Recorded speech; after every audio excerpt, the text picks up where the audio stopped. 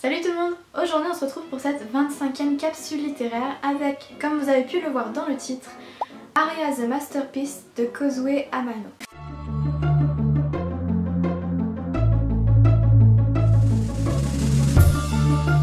C'est donc un manga qui va mettre en avant un peu un récit de science-fiction puisque dès le début, dès les premières pages, on est plongé dans un monde futuriste. En effet, l'intrigue va se passer sur la planète Mars, mais une planète Mars différente de celle que l'on connaît puisqu'elle a été travaillée de telle façon qu'elle soit un peu à l'image de Venise, de notre Venise que l'on connaît nous, la petite ville d'Italie, avec les canaux, la présence marquante, frappante de l'eau absolument partout.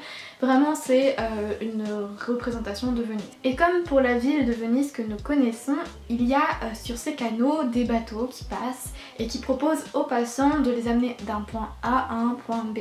Or dans cet univers, il y a plusieurs compagnies qui se disputent cette présence sur les flots et qui proposent d'emmener les gens pareil d'un point A à un point B. Pour notre part, on va suivre Akari qui est une jeune femme qui rêve depuis son plus jeune âge de conduire un de ces bateaux sur les flots de Néo-Venise.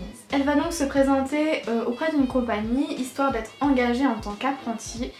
Et tout le récit va vraiment tourner autour de son apprentissage, de comment on manie le bateau, comment ça se passe au quotidien. Déjà, comme pour Beyond the Clouds que je vous ai présenté précédemment et que je vous invite, et dans la vidéo je vous invite à aller la regarder, le gros point fort de ce manga c'est les graphismes.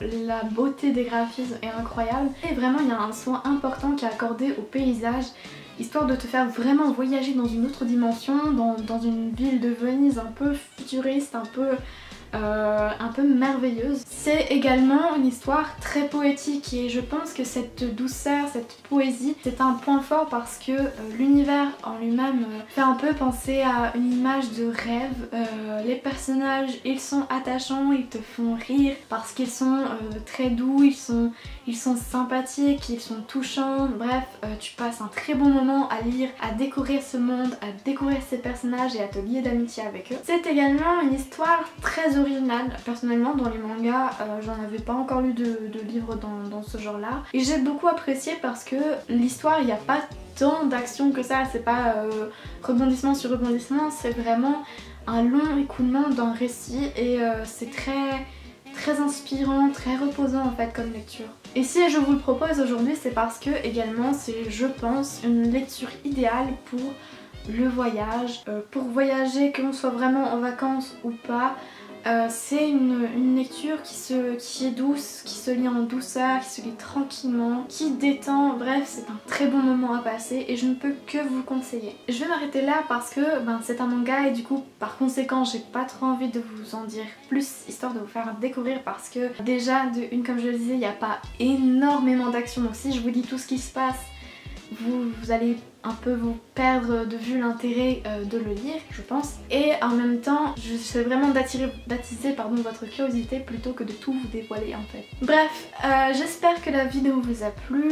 Si c'est le cas, n'hésitez pas à me le signaler en commentaire, à liker, à partager la vidéo, histoire de me soutenir un petit peu. Et puis, je vous dis à très bientôt pour une prochaine vidéo, voire même à demain pour ceux qui suivent la série en temps et en heure. Je vous fais de gros bisous, salut!